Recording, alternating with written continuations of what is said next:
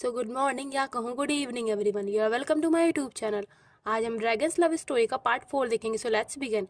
सिया कहती है काम पर जाने का एहसास इतना भी बुरा नहीं लगता। मूक बोलता है ये सुनकर अच्छा लगा।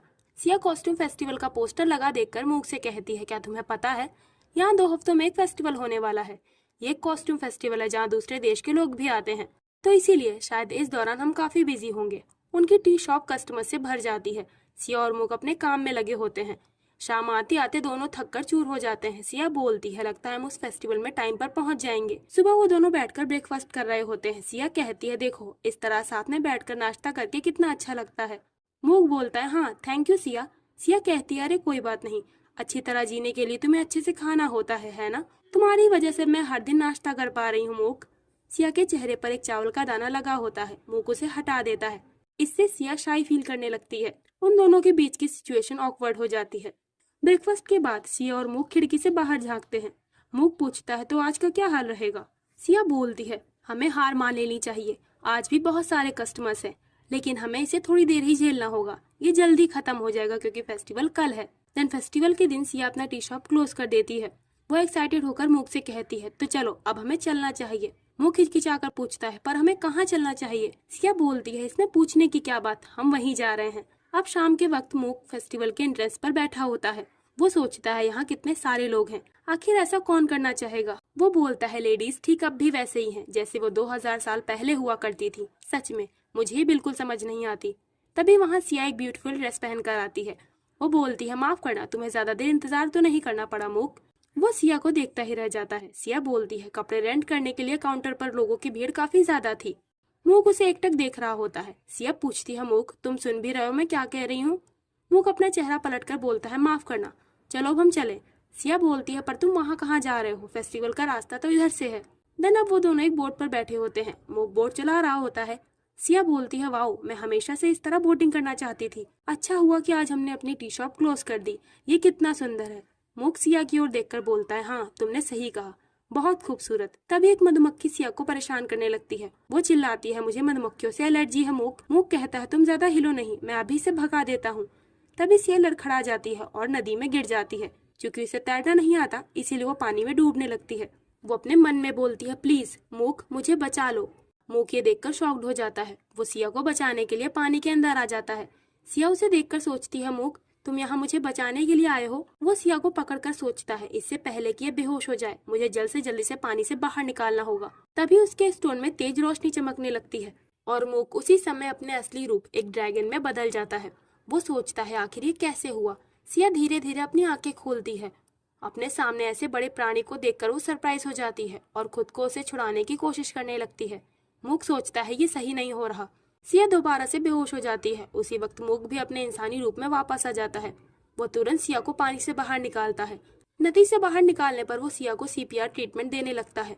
वो बोलता है प्लीज सिया उठ जाओ, तुम अपनी आंखें खोलो। सिया को होश नहीं आ रहा होता है। मूक सोचता है कहीं ऐसा तो नहीं सिया अब कभी ना उठ पाए, कहीं वो मर तो नहीं गई। वो अपनी आंखें नहीं खोल रही है। मैंने बहुत से लोगों को मरते हुए देखा है। मैं कई लोगों को पहले ही अलविदा कह चुका हूँ। जो लोग मुझे जानते थे वो एक एक करके मेरा साथ छोड़कर चले गए और अब मैं अकेला रह गया हूँ। अब मुझे कोई नहीं जानता। मैंने अपने अथाह अकेलेपन से थक कर ये फैसला लिया था कि अब मैं किसी का साथ नहीं रखूंगा, पर लगता है अपना मन बदलने के लिए यही मेरी सजा है। वो इंसान मुझे छोड़कर चला गया जिसने मेरे दिल को रास्ता दिखाया था। तभी उसकी नजर सिया की पलकों पर पड़ती है जो हल्का सा हिल रही थी। वो बोलता है सिया क्या तुम मुझे सुन सकती हो, तुम ऐसे नहीं हार मान सकती समझी। वो दोबारा से सीपीआर ट्रीटमेंट शुरू कर देता है। वो कहता है प्लीज सिया अपनी आंखें खोलो प्लीज। अब सिया को होश आ जाता है। मुंह खड़बड़ाकर पूछता है सिया क्या तुम ठीक हो, क्या तुम मुझे सुन पा रही हो। सिया कहती है प्लीज तुम इतना जोर से मत चिल्लाओ, मेरा सर दुख रहा है। वैसे मैं पानी में गिर गई थी और लगभग मरने वाली थी है ना, लेकिन मैं तो अभी जिंदा हूँ। मुझे याद है कि तुम मुझे बचाने के लिए आ रहे थे। सिया को ड्रैगन का चेहरा याद आता है। वो बोलती है मुझे लगा मैं सच में मरने वाली हूँ। मैंने पानी में कितनी अजीब चीज देखी। वैसे मूक तुम भी पूरी तरह से भीग गए हो, ये सब मेरी वजह से हुआ है, तुम मुझे माफ कर दो। तभी मूक उसे गले लगाकर बोलता है कोई बात नहीं, तुम सुरक्षित हो, इससे बढ़कर और कुछ नहीं सिया। सिया कहती है मूक तुम्हारा शरीर तो बर्फ जैसा ठंडा है, मेरा टी हाउस यहाँ से पास में है, तो मेरे घर चलकर चेंज कर लेना वरना तुम्हें कोल्ड हो जाएगा। दिन घर आने पर मूक सिया के बचपन में ग्रैंड माँ के साथ वाली फोटो देखकर बोलता है मुझे इस लड़की का चेहरा कुछ जाना पहचाना लग रहा है। सिया बाथरूम से बाहर आकर बोलती है मूक, अब तुम जाकर नहा सकते हो। गर्म पानी से नहाने के बाद अब लग रहा है कि मैं जिंदा हूँ। सिया उसके पास आकर बोलती है, क्या हुआ? क्या तुम्हें कहीं चोट लगी है? तुम जरा मुझे गौर से देखने दो। सिया अपना हाथ उसकी ओर ले जाती है, पर उसका हाथ कांप रहा होता है। ये देखकर मूक सोचता है, ये सब मेरी गलती है। मुझे इसका एहसास नहीं हुआ कि सिया बाहर से ठीक लग रही है, लेकिन ऐसा नहीं हो सकता। एक इंसान जो लगभग मरने वाला था वो अचानक से ठीक हो जाए, ऐसा पॉसिबल नहीं। वो सिया का हाथ पकड़ लेता है। वो कहता है, मैं एकदम ठीक हूँ और मुझे कहीं चोट नहीं लगी है सिया, तुम चिंता मत करो। सिया बोलती है, मैं कैसे ना करूँ, ये सब मेरे कारण हुआ। मूक सिया के सर पर हाथ रखकर बोलता है, मैं ठीक हूँ, और अगर मैं ठीक नहीं भी होता तो मैं अपनी इच्छा से पानी में कूदा था, इसमें तुम्हारी कोई गलती नहीं। वो अपना हाथ हटाकर बोलता है, अगर तुम सच में आभारी हो तो सॉरी कहने के बजाय सिर्फ मुझे थैंक यू बोल दो। सिया हंसते हुए कहती है, ये क्या था? तुम्हारी ये बात तो उस ओल्ड मूवी लव स्टोरी के डायलॉग की तरह थी। लगता है तुम्हें पता नहीं, वो डायलॉग ये था, प्यार का मतलब कभी भी माफी ना मांगना। इस मूवी में दो लवर्स थे जिसमें मेल लीड फीमेल लीड से हमेशा माफी मांगता रहता था। तो वो कहती है, जब आप प्यार में होते हैं तो आपको ये कहने की जरूरत नहीं होती। तभी सिया हड़बड़ाकर बोलती है, मेरे कहने का ये मतलब नहीं था कि हम दोनों प्यार में हैं। मैं यहाँ हम दोनों की बात नहीं कर रही थी मूक। मूक कहता है, अच्छा ठीक है, मैं जान गया। वो दोनों ही काफी एम्बेरस हो जाते हैं। सिया कहती है, तुम्हें शावर लेने के लिए जाना चाहिए, तब तक मैं हमारे खाने के लिए कुछ बनाती हूँ। मूक बोलता है, हाँ ये सही रहेगा। सिया किचन में आकर सोचती है, सिया होंग तुम होश में आओ। भले ही मैं मूक को पसंद करती हूँ, पर मुझे इस तरह बिहेव नहीं करना चाहिए। उसी वक्त सिया को याद आता है कि उसने अपने अंडर गारमेंट्स बाथरूम में ही छोड़ दिए हैं। इधर मूक नहाते हुए सोच रहा होता है, अपनी 2000 साल की जिंदगी में ये पहली बार नहीं था जब मैं किसी को मरते हुए देख रहा था, लेकिन ये पहली बार था जब मैंने ये महसूस किया कि मेरा दिल कितनी जोर से धड़क रहा था। सिया से आखिर मेरा क्या रिश्ता है? मैं अब भी पूरी तरह से अपने सेंसेस में नहीं लौट पाया हूँ, लेकिन जरूर सिया को मेरा असली रूप याद नहीं होगा। वो उसे एक सपने की तरह लग रहा होगा, पर एक चीज तो पक्की है, वो रोशनी उसके सीने से ही निकली थी। ये उसके दिल से जुड़ा है। हालांकि मुझे नहीं पता कि हम दोनों के गले मिलने पर वो रोशनी सिया के सीने से क्यों निकली, पर इसका मतलब ये है कि मैं जिस ड्रैगन की पावर्स को खोज रहा हूँ वो सिया के दिल में है। लेकिन ऐसा क्यों? और मैं उस एनर्जी को वापस पाने के लिए क्या करूं? तभी अचानक सिया बाथरूम के अंदर आकर चिल्लाती है, मूक मुझे माफ करना, लेकिन मैंने अपने कपड़े यहाँ छोड़ दिए हैं। मूक अपनी शक्तियों का यूज करते हुए पानी से डिफरेंट शेप्स बना रहा होता है। सिया को ये देखकर अपनी आंखों पर विश्वास नहीं होता। मूक दूसरी ओर पलटकर बोलता है, सिया तुम यहाँ क्या कर रही हो? सिया सोचती है, मैं आखिर ये सब क्या कर रही हूँ? मैं यहाँ अपने कपड़े भूल गई थी, मैंने ये जानबूझकर नहीं किया, प्लीज तुम मुझे माफ कर दो। वो बेहद एम्बेरस होकर गेट बंद करके बोलती है, जरूर, मौत को सामने से देखने के बाद मेरा दिमाग खराब हो गया है। मैं भला ऐसी क्यों हूँ? मैं आखिर अंदर ही क्यों गई? कहीं मूक मुझे ठरकी न समझने लगे। इधर मूक बोलता है, जरूर उसने मुझे मेरी शक्तियों का यूज करते हुए देख लिया होगा। सिया से मिलने के बाद मैं दोबारा अपनी पावर्स पाने लगा हूँ, ये मुझे पता था। फिर भी इससे एक बड़ी परेशानी खड़ी हो गई कि दूसरी बार है जब मैं पकड़ा गया हूँ। वो दोनों ही सोच रहे होते हैं उसके बाहर आने पर मैं क्या कहूंगा। सिया ऑमलेट बनाने के लिए जा रही होती है। वो बोलती है, अब मैं क्या करूंगी? भले ही वो घटना एक पल की थी, लेकिन फिर भी वो बहुत ज्यादा एम्बेरसिंग था।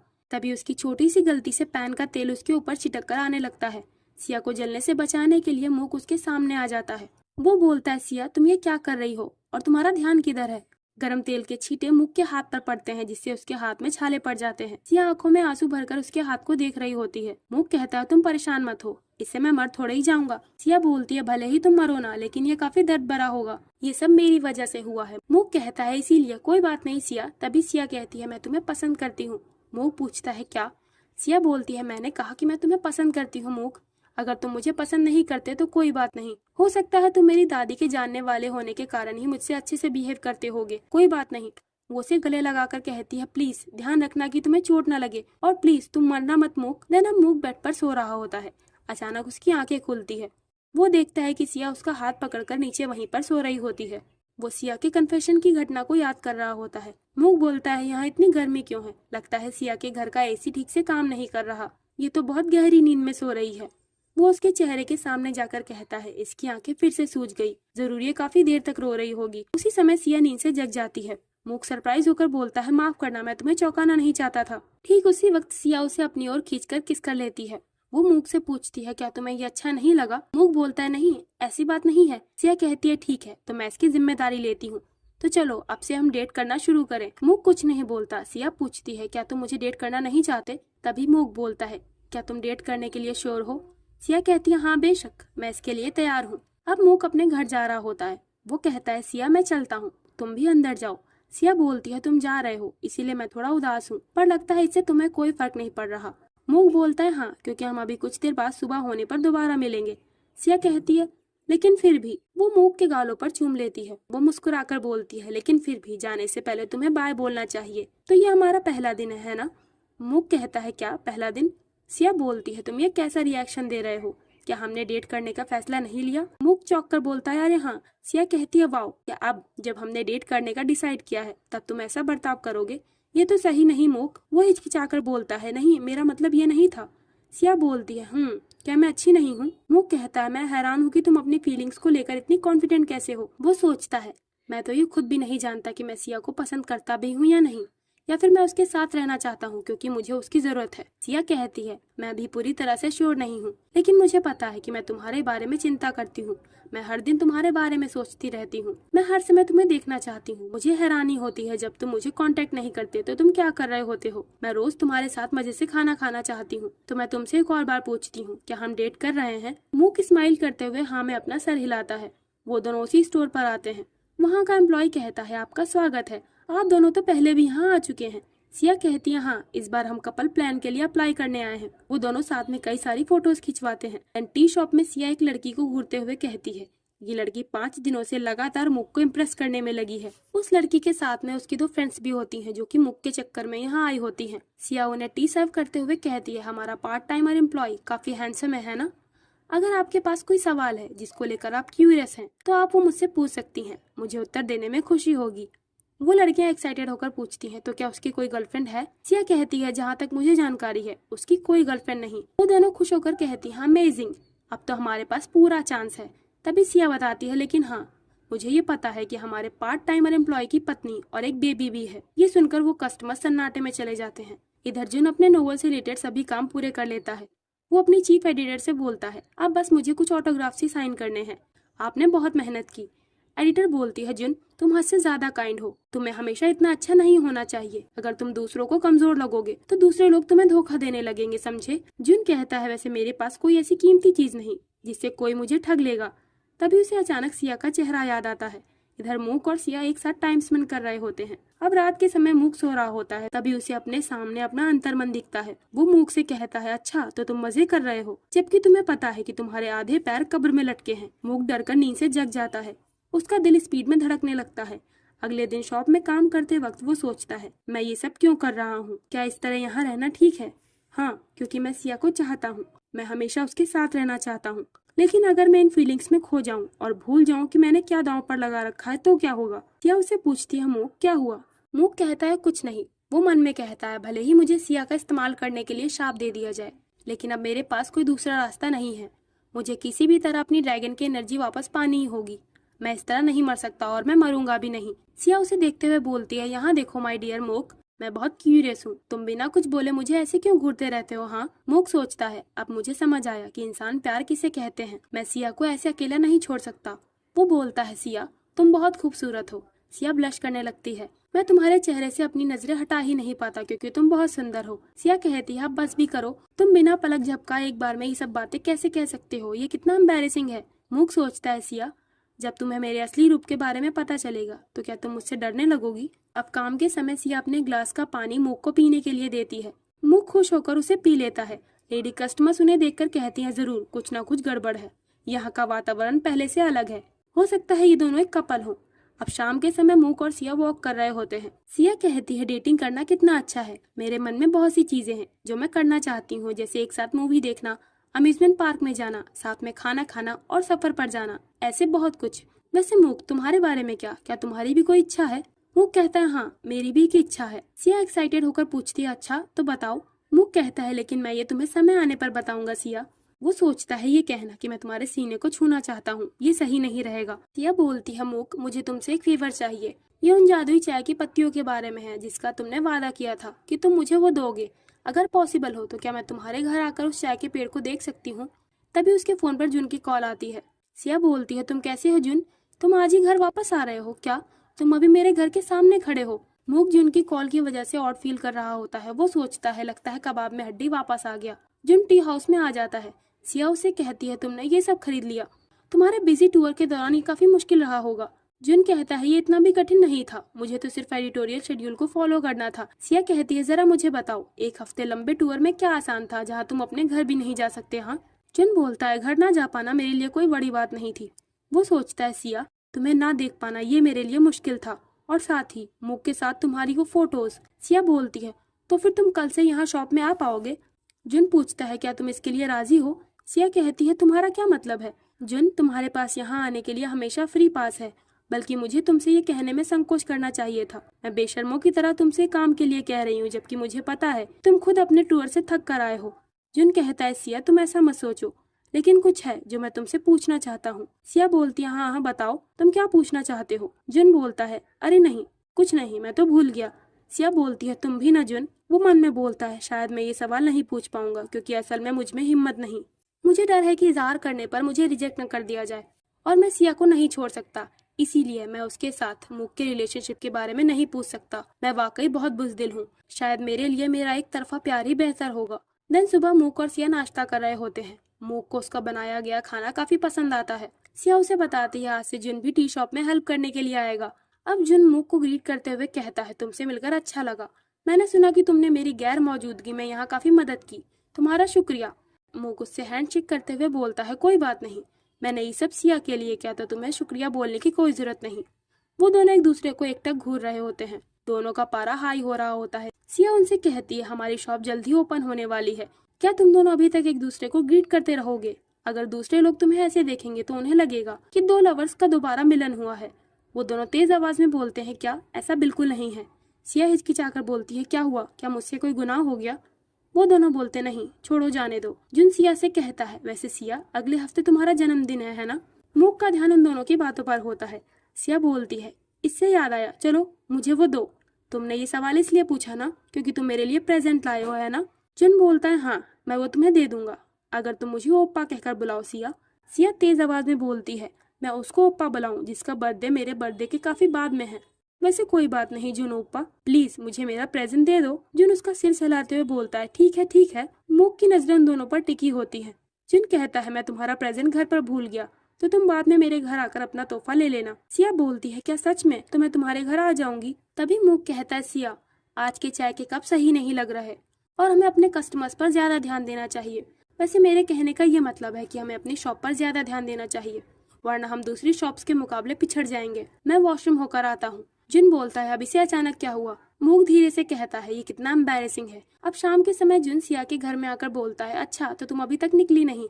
सिया कहती है जुन भले ही तुम्हें मेरे घर का पासवर्ड पता है, लेकिन तुम ऐसे कभी भी नहीं आ सकते। क्या होता अगर मैं अभी कपड़े चेंज कर रही होती। जुन काफी घबरा कर बोलता है नहीं ऐसी बात नहीं है, मैं इसके लिए माफी चाहता हूँ, मेरा ये इरादा नहीं था। सिया स्माइल करते हुए बोलती है अरे छोड़ो भी, तुम इतना घबरा क्यों रहे हो, मैं तो बस मजाक कर रही थी, तुम तो ये भी नहीं समझते। वैसे भी हमारे रिलेशनशिप में वैसा कुछ भी नहीं है, तो कोई बात नहीं। जुन को ये बात दिल पर लग जाती है। सिया पूछती है लेकिन तुम यहाँ क्यों आए हो, क्या तुम्हें मेरा मैसेज नहीं मिला। जुन बताता है हाँ मुझे पता है, लेकिन मैं तो बस यहाँ तुम्हें ये गिफ्ट देने आया था। पर सिया क्या तुम्हें नहीं लगता कि तुम्हारी लिपस्टिक ज्यादा डार्क है, तुम्हारी स्कर्ट भी थोड़ी छोटी है और तुम्हारा हील भी काफी ऊंची लग रही है। सिया कहती है अरे अरे अब तुम्हें क्या हुआ। जुन कहता है मेरा मतलब अगर तुम देर शाम को बाहर जा रही हो तो तुम्हें थोड़े मॉडेस्ट कपड़े पहनने चाहिए। सिया बोलती है जुन क्या तुम किसी स्कूल के क्लास के प्रेसिडेंट हो, तुम ये सब क्यों कह रहे हो। क्या तुम कहना चाह रहे हो कि मुझे पर्दे में रहना चाहिए और किसी को अपना चेहरा नहीं दिखाना चाहिए। आजकल इस तरह की बातें तुम्हें मुसीबत में डाल देंगी, तो तुम्हें थोड़ा सावधान रहना चाहिए। जुन कहता है मेरा ये मतलब नहीं था सिया। सिया वहाँ से जाते हुए बोलती है छोड़ो भी, मैं चलती हूँ, जब तुम जाना तो दरवाजा लॉक कर देना और तुम्हारे गिफ्ट के लिए तुम्हारा शुक्रिया। ये कहकर सिया वहाँ से चली जाती है। जुन उदास होकर बोलता है तुमने तो मेरे गिफ्ट को खोल कर भी नहीं देखा सिया। तो भाई सीरियसली मुझे तो यहाँ जुन के लिए काफी बुरा फील हो रहा है, बेचारा जुन। दिन सिया मूक के साथ डेट पर आई होती है। मूक सिया को कॉम्प्लीमेंट देता है। सिया बोलती है वाओ मूक, तुम तो कॉम्प्लीमेंट देना अच्छे से जान गए हो। मूक कहता है वैसे अचानक तुम्हें मेरे साथ चलने को बुलाने के लिए सॉरी, जबकि तुम्हारे अपने प्लान्स थे। सिया सिया बोलती है अरे कोई बात नहीं, मैं तुम्हारे घर जाने का चांस नहीं मिस कर सकती थी। सिया मूक के घर के अंदर आते हुए कहती है मैं अंदर आ रही हूँ। मूक कहता है इस घर का मालिक तो तुम्हारे साथ में ही है, तो फिर तुम ये किससे कह रही हो। सिया बोलती है हाँ तुमने सही कहा। मूक हंसते हुए बोलता है सिया तुम भी ना, वैसे तुमने कहा था कि तुम उस चाय के पेड़ को देखना चाहती हो। वो उसे अपने जादुई चाय के पेड़ के पास लेकर आता है। वो बोलती है मूक तुमने इस पेड़ की काफी अच्छे से देखभाल की है, ये अब भी कितना हरा भरा है, लेकिन स्पेशल चाय की पत्तियों का क्या असर होता है? मूक पूछता है, क्या तुम्हारी ग्रैंडमा ने इसके बारे में तुम्हें कुछ नहीं बताया? सिया उसकी पत्ती को टच करके बोलती है, नहीं, उन्होंने मुझे नहीं बताया। मुझे तो इस पेड़ के बारे में उनकी डायरी से पता चला। मूक बोलता है, अरे मुझे माफ करना, मुझे इस बारे में नहीं पता था। सिया कहती है, कोई बात नहीं, तुम्हें ये पूछने का अधिकार है। फिर भी अगर तुम मुझे कुछ टेस्टी खिलाओगे तो मैं तुम्हें माफ कर सकती हूँ। वो घर के अंदर जाने लगती है। मूक उस पत्ती को छूता है जिसे सिया ने टच किया था। उसे छूते ही वो अपने असली रूप में आने लगता है। देन सिया मूक के घर में डिनर की तैयारी कर रही होती है। मूक उसे पीछे से गले लगाकर सोचता है, मुझे आखिरकार सिया के चेस्ट को ही छूना होगा। अब मेरे पास ज्यादा वक्त नहीं बचा, पर मैं अब भी इन हालातों में फंसा हुआ हूँ। सिया कहती है, हालांकि यह अचानक हुआ, लेकिन इस तरह की चीजें भी काफी अच्छी है ना मूक? डिनर के समय मूक बताता है, ये चाय की पत्तियां लोगों को हील कर सकती हैं। सिया सरप्राइज होकर कहती है, क्या सच में? इन्हें कैसे इस्तेमाल किया जा सकता है? क्या वाकई में ये असरदार होती हैं? मूक, क्या तुमने कभी इन पत्तियों पर रिसर्च की है? मूक किसी गहरी सोच में डूबा होता है।